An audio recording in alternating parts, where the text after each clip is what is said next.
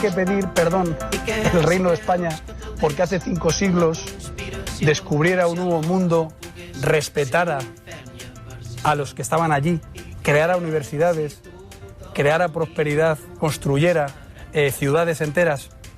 Pues yo creo que no. ¡Qué orgullo sabernos herederos de los que descubrieron el Nuevo Mundo, de aquellos que pusieron fin al genocidio de los pueblos indígenas, de aquellos que inventaron el imperio solar español, que era el imperio de los derechos humanos! Fue llevar precisamente el español y a través de las misiones el catolicismo y por tanto la civilización, la libertad, al continente americano. Desde España no tenemos que pedir perdón, pero tenemos que dar las gracias a una historia común que ha sido, en mi opinión, el mayor hito de la humanidad después de Roma, la hispanidad. Són les 12:10. Sembla que el revisionisme històric està de moda i la dreta en aquesta competició entre PP i Vox està reinterpretant el colonialisme, l'extermini, el genocidi, vaja, amb aquesta falera pel 12 d'octubre. La història l'escriuen els vencedors. Per això tenim avui de guàrdia el Jordi Graupera. Jordi, bon dia. Hola, bon dia. Avui fem una pausa en la teva secció habitual dels dimarts? Sí, fem una pausa dels altres alliberaments per parlar d'aquesta idea que els polítics espanyols, en particular els conservadors, aquest cop, porten fent circular fa uns dies com si fos un gran què. Aquest cop, els conservadors. Sí, perquè tu dius reescriure, fer revisionisme. Revisionisme, està de moda. La idea que l'imperi espanyol és un alliberament o una gran cosa a celebrar no és pas nova i, de fet, forma part dels grans consensos entre progressistes, liberals, conservadors i reaccionaris espanyols des de fa almenys 150 anys. De fet, per afinar una mica més, no és només que fa 150 anys que es defensa aquesta idea dels espanyols de la primera modernitat, segles XVI i XVII, que van salvar els nadius americans d'ells mateixos, civilitzant-los, ensenyar-los a parlar la llengua imperial i a resar com Déu mana, sinó que es defensa la idea que cal recuperar aquest orgull perquè s'ha perdut, que ens l'han pres.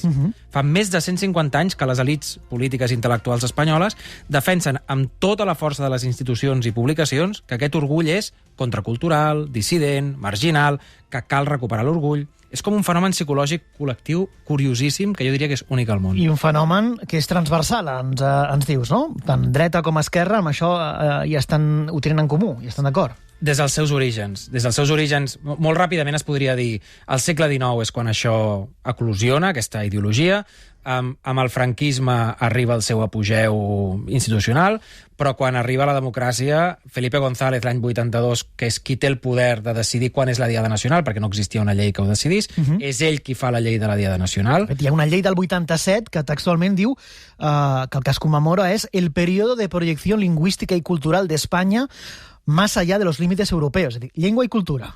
De fet, hi va haver un debat en el context sobre si calia canviar-ho el dia de la Constitució o el 2 de maig per la independència respecte a la guerra amb Napoleó i tal, i és el PSOE el qui decideix. No, el 12 d'octubre és el dia que celebrarem. Això és una cosa comuna, jo diria, en l'imaginari espanyol democràtic, que hi ha una idea que es pot ressignificar les coses del franquisme. Una cosa equivalent, això ho explica molt bé l'Arturo Puente, el periodista, de la comissaria de la Via Laietana. Ara en parlàvem, ara hem fet un reportatge. Doncs aquest és el mateix que el 12 d'octubre, és a dir, la idea que es pot ressignificar un espai només perquè li canvies el nom, per exemple. Un cop des del Dia de la Raza li dius el Dia de la Hispanitat. I en realitat el que estàs fent és ressignificar la democràcia, no estàs ressignificant el dia. Clar, però no sé, Alemanya, per exemple, això no ho ha fet, no ha ressignificat una commemoració nazi és a dir, Espanya és gairebé l'única que manté aquesta festa lligada a aquest passat colonial, no? És a dir, els francesos que celebren l'alliberament i l'abolició de la monarquia, com els italians, que també tenen un passat semblant a l'espanyol, no? O els alemanys. No sé si els britànics comparteixen,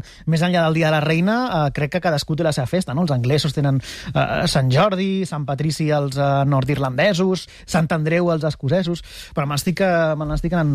No hi havia pensat així, o sigui, a veure, jo crec que no hi ha innocents al món. És a dir, no crec que els altres imperis siguin gaire millors o que els gaires estats siguin gaires millors que l'espanyol. El que sí que crida l'atenció és la necessitat que té la política i la intel·lectualitat espanyola de reivindicar l'imperi. I jo crec que això denota una inseguretat de fons, i jo crec que és la qüestió de la que hem de parlar. De fet, avui intentaré explicar-te que l'imperi no va existir mai. Directament. Aquest imperi solar que ara sentíem els talls de veu no va existir mai. Almenys no com es presenta. Crec que és una projecció del segle XIX. És un gran titular. És una projecció del segle XIX que es va fer en un context en el que era necessari buscar algun argument que articulés l'estat-nació espanyol, que tenia moltes carències, i de fet també va interessar els libertadores sud-americans, també els hi va interessar dir que hi havia hagut un imperi més poderós del que hi va ser. Però ja t'ho explicaré. Anem a pams i imagino que deus portar exemples d'aquest fenomen col·lectiu curiosíssim, tan curiós de reivindicar que cal recuperar l'orgull. El meu problema no és portar-ne, sinó quins descartar, perquè n'hi ha pelades. Començarem per un best-seller recent, és de l'any 2016. Es va publicar un assaig, que te l'he dut aquí, que es diu Imperiofòbia i la leyenda negra, d'una filòloga que es diu Maria Elvira Rocabarea, que intenta desmuntar la llegenda negra espanyola, és a dir, la idea que la colonització americana per part de la monarquia hispànica va ser particularment cruel, genocida, destructura de cultures, i que aquesta manera de fer reflectia un fons cultural espanyol endarrerit i decadent, propi d'una societat ignorant.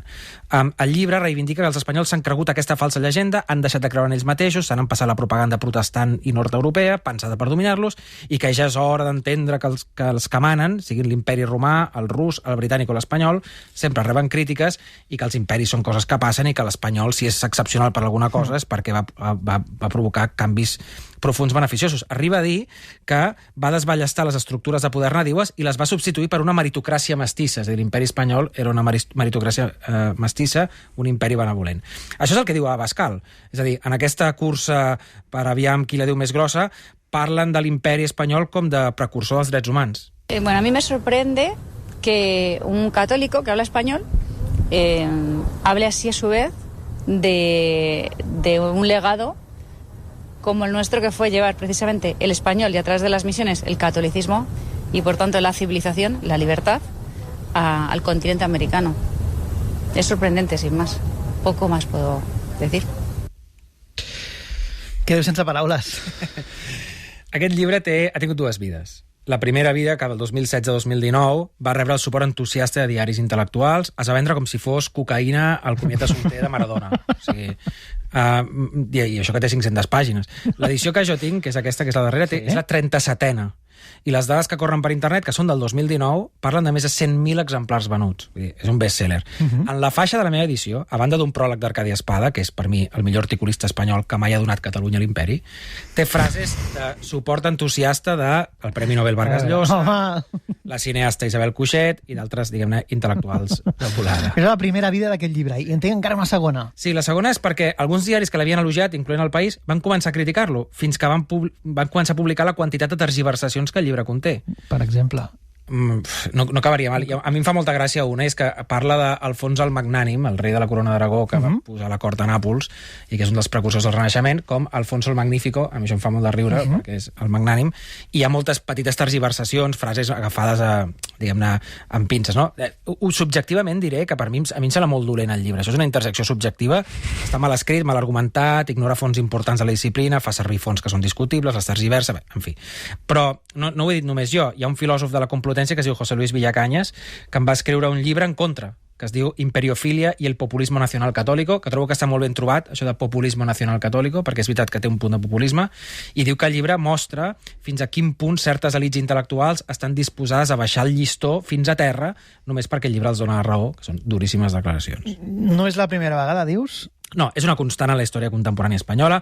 De fet, l'imperi espanyol és el cor de la construcció de l'estat espanyol. L'orgull imperial, o sigui, la construcció de l'imperi com a motiu d'orgull nacional, això diguem-ne, és inherent a l'Espanya moderna. De fet, es podria dir que l'imperi no va existir com a tal, sinó que es va inventar justament com a recipient, el que es diu libidinal, per crear la nacionalitat espanyola, el nation building.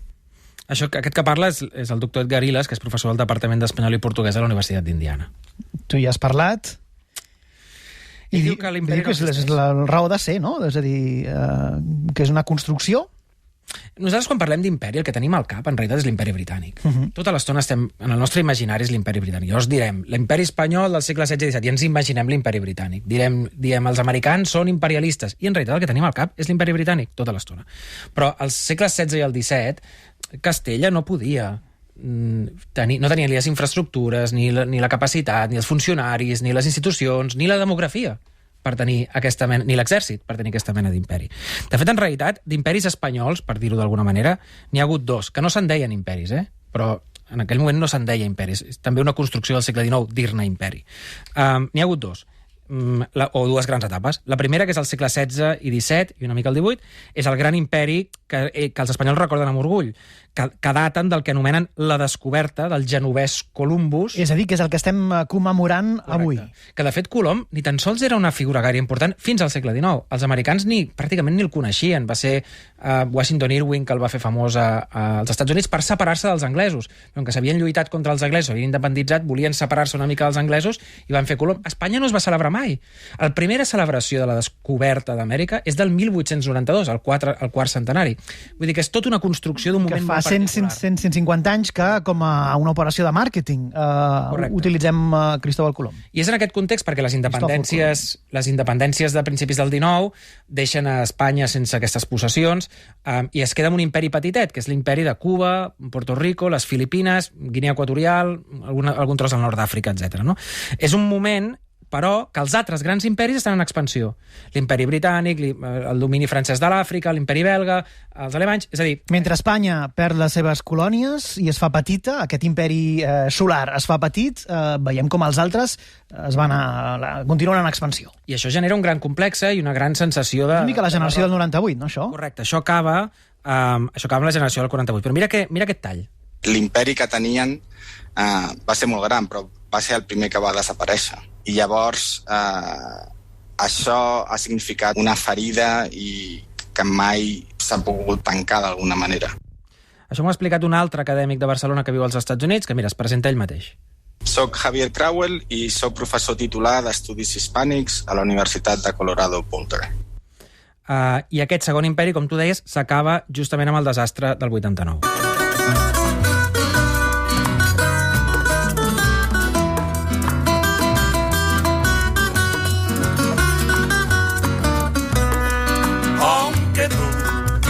Echado en el abandono. Som al matí de Catalunya Ràdio amb el Jordi Graupera i amb l'Edgar Illas i el Javier Crowell demostrant, explicant que l'imperi espanyol no existeix. Bueno, no vull posar a la boca de Javier Crowell i Edgar Illas coses que són una teoria feta per un historiador que es diu Henry Kamen, que té un llibre que es diu Empire, Imperio, en espanyol es troba traduït, i que defensa això. Crowell també té un llibre molt interessant sobre aquesta qüestió que es diu Imperial Emotions, emocions imperials, que no està traduït i que recomano als editors que ens estiguin escoltant. Traduïu-lo perquè realment està molt bé. I ell el que intenta explicar és com les emocions d'orgull i vergonya vinculades a l'imperi i a la seva pèrdua són el cor del nacionalisme espanyol ja a mitjans del XIX. I, per exemple, ell estudia les celebracions del quart centenari de l'anomenada descoberta, el 1892, i els discursos oficials i dissidents del moment. Hi havia un consens al 1892 de reivindicar l'imperi com un element identitari central i això era producte del nacionalisme espanyol institucional de l'època i les úniques veus, que eren veus molt tímides i que no tenien el ressò que tenien altres, era la de Pi Margall i l'avi d'Antonio Machado, Antonio Machado i Núñez. Clar, 130 anys després la cosa no ha canviat tant, no? No ha canviat gens. A mi m'interessa molt això de l'avi del Machado, l'Antonio Machado Núñez, perquè el seu net després farà aquells poemes fantàstics en els que el fantasma de la conquesta espanyola plana sobre Castella, o diu allò de antes conquistadora, desprecia cuanto ignora, no? O sigui, hi ha una memòria que es va travessant en generacions que ve a dir la crítica a l'imperi, no? Però anem a la tesi de Kamen, que és la tesi central, no? O sigui, la tesi és que és la més radical que jo he llegit, l'imperi no va existir mai, va ser una projecció posterior que va interessar tant a nacionalistes espanyols com a llibertadors americans, que Castella era massa petita, pobra i endarrerida per poder sostenir un imperi tal com el vam entendre després, amb el britànic, i que era una mena de dominació jurídica bastant autogovernada. I, de fet, el que arriba a dir o el que arriba a ensenyar és que ni tan sols l'espanyol es parlava gaire als segles XVI i XVII a les Amèriques, ni la religió catòlica es va estendre tant com algunes pel·lícules i algunes històries ens han volgut explicar. Clar, i no només a les Amèriques, també amb altres nacionalitats de l'Estat, no? És a dir, Bueno, per descomptat, a Catalunya, al País Basc, a Galícia, però que va ser després, és després de la independència que les elits que havien independitzat aquests països, que són les que van fer l'educació pública, que van articular els estats moderns al segle XIX, són les que van fer de l'espanyol la llengua vehicular, diguem-ne, d'aquests països, són les que van fer de la religió catòlica, recolzant-se en la capacitat que sí que tenia l'Església d'organitzar una burocràcia, de muntar, diguem-ne, l'expansió de la religió. Per tant, ni tan sols l'expansió de l'espanyol i l'expansió del catolicisme formen part d'un projecte dels Habsburg al segle XVI i al segle XVII. No? De fet, els Habsburg, d'allò no se'n deia l'imperi espanyol, perquè si era alguna cosa era una corona hispànica que sí, que tenia Espanya com a entre els seus dominis, però també tenia altres dominis a Europa i altres dominis al món. De fet... Una mica com Bèlgica i el Congo, no? Que era propietat directament de la família reial, anomenada com de jardí del rei dels belgues. Sí, no tan exagerat com en el cas dels belgues, però una mica en aquesta mateixa línia. De fet, el que acaba passant és que el 19, a partir del 18, a partir de 1714, no per l'11 de setembre, sinó a partir de que els Borbons arriben a Espanya, és quan la corona perd els seus dominis europeus i queda tancada a la península Ibèrica. I aleshores li queda la península Ibèrica i les Amèriques. Però fins a aquell moment era una coalició de gens diferents que finançaven, s'enriquien, agafaven l'or i se'l venien. Aquelles famoses llegendes que diuen que hi ha més or enterrat, enfonsat a l'Atlàntic que hi ha circulant pel món, o que els vaixells que arribaven a Sevilla ni tan sols descarregaven, ja se n'anaven directament pels banquers, diguem-ne, dels Països Baixos. No? Molts dels jueus que havien estat expulsats el mateix 1492, després van ser els financers que finançaven aquests viatges i que després se'n cobraven els interessos. No? Per tant, diguem-ne, l'imperi és una projecció del segle XIX fruit del nacionalisme espanyol. Mira, l'Edgar Illas ho explica així. Com pot ser que un regne com Castella, que és un regne rural, sense cap excés de població, sense cap gran tradició comercial marítima, en una qüestió de 50 anys, des del 1492 a meitats del segle XVI, com pot ser que es converteixi d'un espai totalment misèrrim a ser el gran imperi, no?, donde no se pone el sol, etc. Diu, això és materialment impossible. I llavors el que demostra és que no és veritat, la seva tesi és molt radical, diu, no va existir l'imperi espanyol. En tot cas, aquest període del XIX serveix per mirar de reconstruir aquesta mena d'orgull nacional, per desplegar l'estat-nació modern. En realitat, és una projecció d'una inseguretat que prové de 3 preguntes que el nacionalisme espanyol té pendents. 2 d'aquestes ja venen del 19 i l'altra és més recent. Quines són aquestes 3 preguntes? La primera és, com pot ser que els altres tinguin un imperi i nosaltres no? Com pot ser que els britànics tinguin un imperi, que els alemanys, els francesos, i nosaltres no? I això és veritat del segle XIX i també posterior, perquè no diries ara que hi ha un imperi francès, però podries dir que la influència francesa... La francofonia o la Commonwealth... Correcte. Mentre que la relació d'Espanya amb les seves excolònies... És a dir, allò de la mida. És una mica més conflictiva. La mida importa. I la mida importa. I aquí podem diferenciar, perquè una cosa és Mèxic. Mèxic sí que té una relació amb Espanya molt conflictiva, no? Rivera fent aquells quadres de l'opressor i tal. En canvi, Argentina hi ha Rubén Darío i tota aquesta generació, té la madre pàtria, no? I nosaltres no venim de l'indígena, sinó venim del barco, no? Però tot això són migracions massives del XIX, o de finals del XVIII, o del segle XX, ja. Per tant, no estem parlant d'aquell imperi del segle XVI i del XVII, sinó és una cosa posterior. La segona pregunta és per què els altres han completat el seu estat-nació i nosaltres no? Per què encara hi ha el català, encara hi ha el basc, encara hi ha el gallec? Per què encara... En canvi, França, Alemanya, Itàlia, fins i tot, no? Ho han aniquilat tot i som una estat-nació. I 3, per què hem arribat tan tard a la democràcia i tenim una democràcia tan fràgil? No? Aquesta és una pregunta més actual. És la pregunta actual. No? Aquestes 3 preguntes que estan al cor del problema nacional espanyol es responen, o diguem-ne, s'eviten respondre, utilitzant l'imperi com a instrument. És a dir, fent servir l'imperi com dir tenim aquest passat gloriós. Però clar, és un autoengany, perquè aquell passat gloriós jo no tinc res en contra en què la gent, diguem-ne, celebri el seu passat, jo crec que està bé, és a dir, crec que és compatible dir vam fer un imperi i l'imperi era cruel, crec que això és compatible i no passa res, perquè això t'explica que en un determinat moment, en el teu territori, amb la teva gent, tenies prou força per ser un imperi. Això passa amb l'imperi romà, passa amb l'imperi britànic, amb l'imperi català de l'edat mitjana, amb l'imperi espanyol. No cal dir-se un mateix, és que més érem els més bons, és que més protegíem els drets humans. Qui es creu que a Abascal li importen els drets humans al segle XVI entre els inques i els asteques? No s'ho creu ningú. Per tant, vull dir que aquí el que hi ha és com una inseguretat de fons que està posada al servei de construir una cosa per tapar una carència, que és que Espanya no acaba de consolidar-se com l'espai que voldria ser. No? I això en el franquisme és quan es veu d'una manera més clara, perquè el franquisme d'alguna manera guanya o apareix també fruit d'aquesta carència, la necessitat de construir aquesta nació moderna que Espanya no era. No? Això ho explica el Crowell.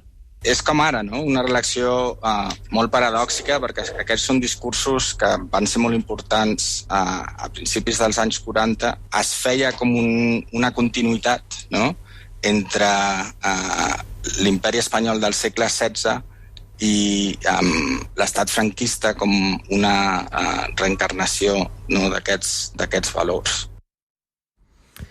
I per això jo crec que la reivindicació de l'imperi, que té molta importància per segons quines elits intel·lectuals i per un cert, diguem-ne, una part de la trinxera conservadora espanyola avui dia, crec que és una base molt feble per construir aquesta nació que volen construir, no? Una nació democràtica, moderna, que parli al món de cara a cara. No, amb això no dic que Espanya s'hagi de convertir en l'avantguarda del progressisme indigenista per esdevenir... No, però hi ha un cert marge per millorar. Diguem-ne que hi ha marge. I llavors jo crec que sobretot és un error, entre altres raons, perquè, com estem parlant en aquesta secció sovint, la immigració espanyola, que hi ha a Espanya, vull dir, en gran mesura ve dels països de les excolònies, diguem-ne. I per tant, intentar construir una idea, diguem-ne, molt linkada al supremacisme blanc, que és que els espanyols van anar allà i van civilitzar diguem-ne, la resta d'habitants d'allà, és realment tenir els peus de fang, no? I demostra el que sembla una fortalesa de Bascal, quan omple les places parlant d'això, en realitat és una feblesa fonamental a la qual el PP li va al darrere perquè hi ha un gran acomplexament. No? Sí, això mentre el rei Felip o directament el govern espanyol, el Partit Socialista, guarden silenci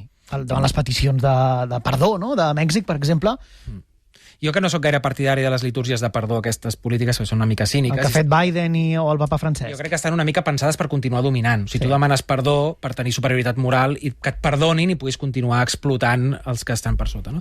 Però Espanya sí que podria reflexionar que el racisme que existeix a Llatinoamèrica avui, perquè això ho sap tothom, que les elits de molts països llatinoamericans o hispanoamericans són, diguem-ne, descendents dels colonitzadors, mentre que la gent més indígena, diguem-ne, que s'han rebotat a països com Bolívia o com Perú, diguem-ne, són més, estan per sota, diguem-ne, no? Estan més marginalitzats. Això és fruit de l'organització social que Espanya va portar allà, que vam portar tots, perquè els catalans també vam participar. I per tant aquesta reflexió sí que es podria fer i sí que es podria ajudar, sense haver de fer grans litúrgies de perdó, sense haver d'agenollar-se i flagel·lar-se, no? I quan dic que no és una cosa només de la dreta, vull dir, no només que Felipe González va instaurar la Festa Nacional el 12 d'octubre, com dèiem abans, i que va organitzar els actes del 5è centenari, que si mires el discurs de Cánovas del Castillo en el 4è centenari, el 1892...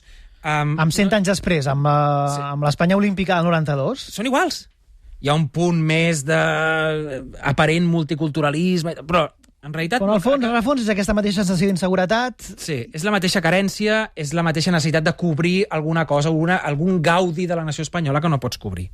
Molts d'aquests discursos es poden vincular amb un sentiment d'inseguretat i un complex d'inferioritat, no?, en el nacionalisme espanyol, perquè hi ha aquesta com necessitat constantment de compensar.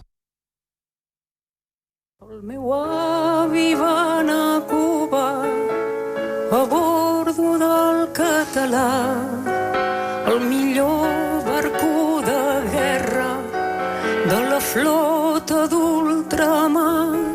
Sona Marina Rossell, per què, Jordi?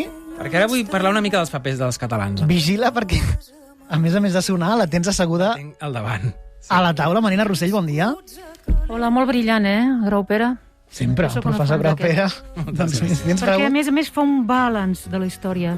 No és polièdric, ell. Explica des de moltes mirades, i això és apassionant en moments com aquest. No ho explica des d'una sola mirada. Es nota que té una formació humanista àmplia i que ha viatjat. I he viscut als Estats Units. Jordi Grau Pere, un tio viatjat. Anem al tema. He triat aquesta interpretació fantàstica de la Marina Rossell del meu avi per dos motius. Primer, perquè és un directe al Liceu i és la cançó del meu avi. El meu avi es refereix al moment de la guerra de Cuba i, per tant, és aquest moment del desastre del 98. Per cert, abans he dit 89 perquè sóc una mica dislèxic, volia dir 98. I perquè és el Liceu, que és la seu de la burgesia catalana i que és del que volia parlar. No? De fet, Creuel també analitza els discursos que feia el nacionalisme català en aquest context, en particular de Prat de la Riba. I aquí hi ha un canvi fonamental que explica molt bé algunes coses del nostre nacionalisme local, diguem-ne, no? La burgesia catalana havia participat entusiàsticament de l'explotació colonial i d'aquest segon imperi petit, el de Puerto Rico, Cuba, Guinea Equatorial, Filipines, i de fet també del primer, però això és una mica més llarg d'explicar i diguem-ne no és el dia per explicar-ho. Però diguem-ne que l'imperi espanyol servia de cohesionador dels pobles d'Espanya perquè era una manera de guanyar calés. O sigui, era una manera d'anar i fer comerç i robar, per dir-ho així, no? De fet, la reivindicació catalana de Colom, de Cristòfor Colom com a català, forma part d'aquesta història, no? De reivindicar que el descobridor, no? L'aventurer, el mariner, en realitat responia a la marina catalana, responia a les fortaleses comercials catalanes, etc. De fet, l'estàtua que tenim allà dalt de tot, baix de tota la Rambla, vull dir, que és d'aquest moment de reivindicació de l'imperi, les estatuetes que l'acompanyen, perquè no és només ell, són els financers catalans, és a dir, els viatges de Corona els van finançar financers catalans i valencians i estan allà posats com a prova de que els viatges, diguem-ne, els vam finançar nosaltres i, per tant, és dels nostres, no? Però aleshores, i de fet la presència de catalans a Cuba i a Puerto Rico és enorme. És enorme, no? És immensa. Hi ha aquest jugador de béisbol que es diu Albert Pujol, que no el tinc controlat. Puerto Rico és una de les estrelles del béisbol nord-americà, és de Puerto Rico, Albert Pujol. En fi. I el Bacardí. Per exemple. I aleshores... Però quan vam veure que l'imperi era decadent, en paral·lel a la restauració borbònica, que és de l'any 1875, aquest moment que Espanya es torna a tancar en ella mateixa i totes les diguem-ne, aventures federals i intents de republicanisme se'n van a Norris, torna als Borbons, és la restauració, i comença el centralisme més salvatge, també amb les colònies que quedaven, i també amb els catalans, i aquí és quan la burgesia catalana decideix fer el tomb, comença la Renaixença, deixen enrere Víctor Balaguer i Pi Maragall, que eren els intervencionistes, i passen a una cosa una mica més catalanocèntrica, i aleshores en aquest moment és quan l'imperi espanyol es veu com una cosa decadent i es comença a mirar cap a d'altres imperialismes. I aquí és Prat de la Riba, en La nacionalitat catalana, que és de 1907, és on explica un rebuig a aquest imperialisme espanyol i una manera d'abraçada a l'imperialisme anglosaxó, que és l'imperialisme comercial, mercantil, no és l'espiritual, religiós, lingüístic, sinó que és l'econòmic, diguem-ne, no? I aquí és on la idea de modernització que caracteritza aquest primer catalanisme és una modernització que ja no pretén modernitzar Espanya, que és el de Víctor Balaguer, sinó modernitzar-se ell mateix per la via de deixar enrere els valors de l'espanyolisme i, per tant, de la hispanitat. I és quan s'alimenta, diguem-ne, part d'aquesta llegenda negra que es produeix des de Catalunya respecte al que és Espanya ve d'aquest moment i del distanciament del que havia fet la burgesia catalana en aquest imperi del segle XIX, doncs queda enfosquit i queda, diguem-ne, diguem-ne, separat de l'ideari o de l'ideal català. La burgesia catalana va estar molt implicada al que a vegades es diu el segon imperialisme, la reticulació de l'imperi a les colònies de Filipines, Cuba i Puerto Rico. Prova d'això és l'estàtua que tenim de Colom al final de les Rambles. I després hi ha un canvi perquè en Prat de la Riba s'afilia més amb l'imperialisme anglosaxó, amb models anglosaxons que en el model llatí representat per Espanya, que seria un exemple de decadència. Per tant, aquest és el clic psicològic, no?, de separació d'aquest segle XIX, que és el gran fracàs d'Espanya al segle XIX.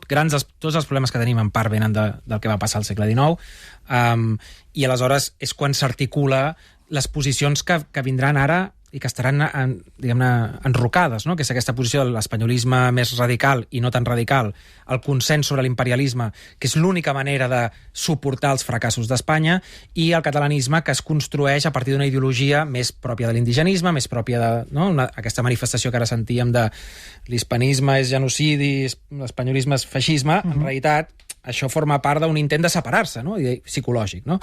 Això ho explica molt bé també el Javier Crauel, que nosaltres som la raó per la qual els espanyols no poden gaudir de la seva plenitud nacional, no? Perden el gaudi, no? Ho explica molt bé, ho explica així.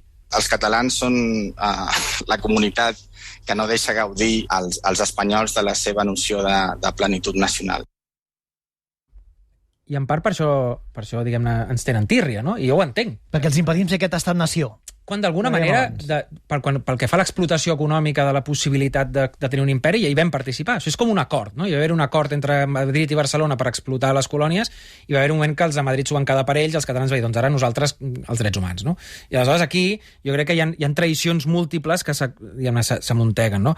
Crec que és un problema greu per Espanya, aquesta nostàlgia de l'imperi, no et pensis. L'imperi espanyol va ser una realitat històrica complexa i violenta, com ho són tots els imperis, i ja t'he dit abans que a mi no em sembla pas un problema que algú vulgui reivindicar com un moment de superioritat històrica o tecnològica, que ensenyi que la corona espanyola tenia capacitats i brillantors, però això, per dir això, no cal negar ni la crueltat, ni la violència, ni el genocidi. Pots dir, els imperis eren així i això és així. Però al principi de tot de la secció et deia, això no és cap novetat. Això que estan fent ara els de Vox i els de PP no és cap novetat, això és el mainstream des de fa 150 anys. I per si de cas, he trucat a un amic un conegut que és professor d'institut, i li he preguntat, escolta'm, els llibres de text avui, què diuen? Què diuen? Què expliquen? Com ho expliquen? I ell és professor de llengua castellana, no és professor d'història, per tant tenia el llibre de text de llengua castellana. No? Però és que el llibre de text de llengua castellana diu, del 1492, diu la descoberta d'Amèrica. Recordeu que la paraula descoberta és una paraula que silencia la perspectiva. Sí, clar, l'altra no existeix. L'altra no existeix. Per tant, continuem així. I després diu, la conquista de América convierte a España en la primera potencia mundial. És a dir, aquesta idea d'imperi... Això és el llibre de text d'ara. D'avui, d'EDB.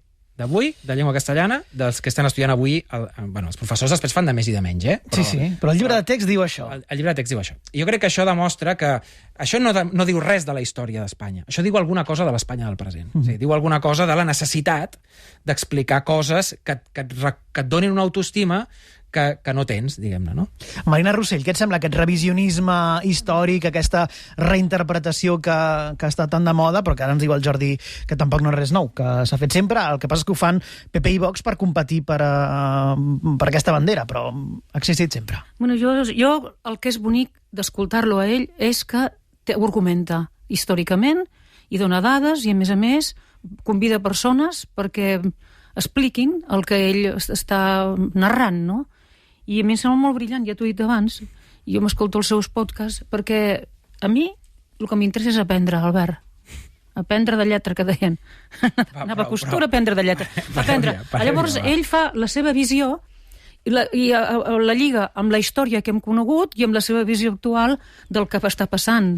Sempre la història ha de servir per entendre el present. No, Jordi Garopera? La història ha de servir per entendre el present. A veure, la història és una cosa molt complicada, és com intentar entendre una conversa entre gent borratxa en una taverna a la matinada, no? O sigui, la història són ecos de coses i que costa molt, no? El que passa que sí que és veritat que tu et pots tenir un interès genuí per saber què ha passat i intentar-ho honestament, sabent les limitacions de conèixer el passat, diguem-ne, o pots anar al passat a pescar coses que et serveixin per alimentar-te avui i per negar coses que t'estan passant, no? Jo crec que Espanya continua atrapada en aquest discurs.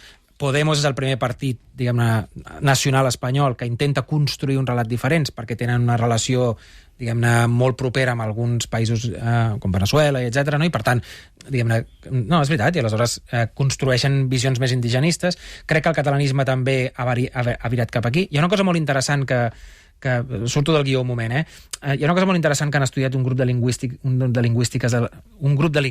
de la Universitat Autònoma de Barcelona, que es diu l'efecte mirall, que és que algunes comunitats que venen de llocs de Llatinoamèrica, migrants que venen aquí, i que són de zones on es parla quítxua, tenen una relació molt complexada amb el quítxua, perquè allà l'espanyol és la llengua, la moneda corrent, i el quítxua és dels pobres. I no té prestigi i tal, no? I no el parlen. I aleshores venen aquí i veuen l'esforç que aquí es fa per preservar el català davant de l'espanyol, l'esforç, vull dir, la naturalitat amb la que s'assumeix que es parla català, i això els porta a parlar quítxua. És a dir, hi ha un efecte mirall de reivindicar la seva llengua a partir de... Si ells parlen català, perquè no puc parlar quítxua, diguem-ne, no? Jo crec que això és molt interessant i que explica algunes coses que ens anirien bé. Però estan en moments que reivindiquen les seves llengües, Jo he estat cantant al Paraguai, a Mèxic, etc. Voldria dir-te una sola cosa. Quant temps tens ara, nen, tu?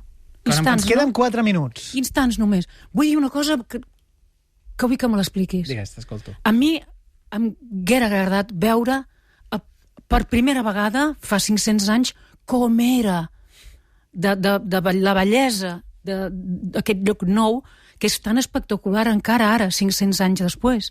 Els que ens escolten han de saber que és brutal tota Amèrica Llatina. Els arbres, si fem cas del que expliquen Abascal, Díaz Ayuso i Cantó, la bellesa, els colors, veure per primera vegada això, ja no ho podrem mai fer això, no? Però només dir-te això, la bellesa, la lírica d'això, la lírica, no? Has de saber que quan descobrir aquells arbres tan immensos, desconeguts per nosaltres, les olors, el que ells feien, la seva llengua, els seus rituals. Quan els escriptors del segle XVI van voler imaginar-se això, per això deien que era el paradís, és a dir, l'únic referent que tenien era l'Edén, no? Colom deia en els diaris que li recordava l'Horta de València. Vull dir que hi ha una voracitat de la naturalesa, diguem-ne, que s'ha perdut, però que roman metafòricament en aquestes idees, no? T'he portat una cançó, que és aquesta, A veure si... Això és l'himne de Guinea Equatorial. No en parlem mai de Guinea Equatorial. No. Guinea Equatorial és l'última colònia. l'última colònia. Bueno, si descomptem Ceuta i Melilla, les Canàries, els Països Catalans, Galícia i Escandinàvia, si descomptem això, l'última colònia d'ultramar d'Espanya és Guinea Equatorial, és un país de l'Àfrica, a tocar de l'Equador. Es va independitzar l'any 68, en ple franquisme. És el moment en què el franquisme necessita validació internacional. És el país de Floquet de Neu, és el país del Colacao, és el país que molts catalans hi anaven a fer negocis i a fer missions. De fet... I expoliat, també, no? També, clarament. De fet, ordres religioses d'aquestes globals estan dividides per províncies, no? I algunes, que la província de la Corona d'Aragó, diguem-ne, inclou Guinea Equatorial, no? De tal manera que hi ha una relació incestuosa, de vegades violenta, de vegades explotadora i de vegades missionera, per dir-ho així, amb Guinea Equatorial. Doncs és molt adequat acabar el matí de Catalunya Ràdio d'aquest 12 d'octubre, d'aquest dia de la Hispanitat, amb l'himne nacional de Guinea Equatorial. Marina, potser et podries animar a... No et saps la lletra, no, suposo? Gràcies per venir, Marina Rossell i Jordi Graupera. Fins la setmana que ve. Us deixem amb l'himne de Guinea Equatorial.